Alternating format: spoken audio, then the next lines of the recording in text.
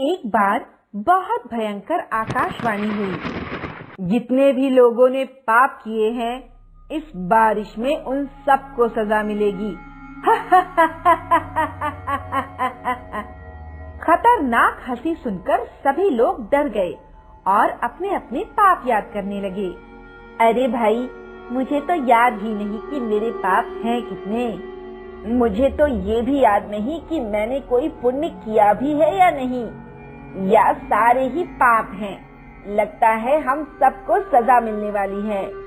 आधी रात हो जाती है, पर लोग टेंशन में अपनी अपनी छत पे घूम रहे थे। तभी अचानक घमासान बारिश होने लगती है। पर ये क्या, बारिश में चुड़ैलें गिर रही थी। आसमान से जो भी बूंद जमीन पर गिरती, वो एक भयानक चुड़ैल का रूप ले लेती। कुछ ही घंटों में पूरा कस्बा चुड़ैलों से भर गया। अरे यार, ये क्या, चुड़ैलों की बारात आई है। भागो भागो, लगता है यही हमारी सजा है। कहाँ है मेरा शिकार? भूख लगी है मुझे, कहाँ है मेरा शिकार? सारी चुड़ैलें यहाँ वहाँ भूख से तड़पती हुई भाग रही थी। उन्हें देखकर लोग खुद को बचाने के लिए छुपते घूम रहे थे। तभी अचानक रेखा की आंखें लाल होने लगती हैं और वो अपने बाल खोल के झूम झूम के नाचने लगती है। अरे रेखा, तुम्हें क्या हो गया? ये तुम कैसी हरकतें कर रही हो? तुझे उससे क्या?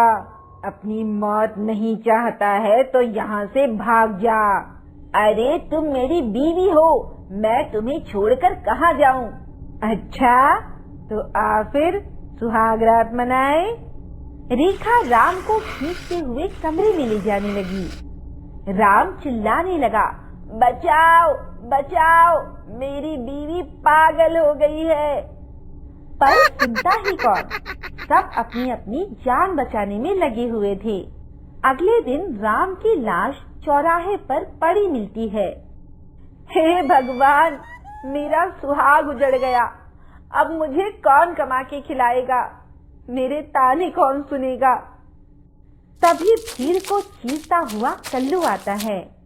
अरे जाने मन, मैं हूँ ना, आओ चलो मेरे साथ।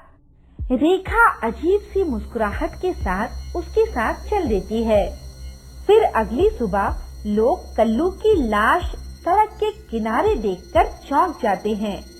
अरे ये कैसी किस्मत है मेरी, पति तो गया ही, आशिक ने भी धोखा दे दिया।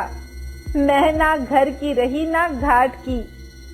हे राम, मुझे तो लगता है कि ये सब रेखा ही कर रही है। हमें पता लगाना होगा रेखा के बारे में। रात को शिवानी छुप कर देखती है कि रेखा के अंदर से एक चुड़ैल निकलती है। इतने सालों से मैं इन दिनों का बेसब्री से इंतजार कर रही थी। हर दिन एक नए आदमी के साथ सुहाग रात मनाने में कितना मजा आता है। बेचारी इस रेखा को तो पता ही नहीं है कि इसने खुद अपने पति की बलि चढ़ा दी। शिवानी ये सुनकर डर जाती है और भाग के रमेश को ये सब बताती है। सारी चुड़ैलें तो बाढ़ में बह गई, पर न जाने ये कैसे बच गई। रेखा के शरीर में पनाह ले ली, इसीलिए शायद। फिर शिवानी और रमेश मौका देख रेखा के शरीर को बांध देते हैं और पवित्र भभूत से उसके चारों ओर गोला बना देते हैं। इस बार चुड़ैल जैसे ही रेखा के शरीर में प्रवेश करने जाती है, जलकर खाक हो जाती है और इस तरह चुड़ैल का किस्सा खत्म हो जाता है। तो दोस्तों, कैसी लगी आपको हमारी कहानी? अगर पसंद आई हो तो लाइक, शेयर और सब्सक्राइब करना ना भूलें और ऐसी ही कहानियाँ देखने के लिए बने रहें हमारे चैनल पर।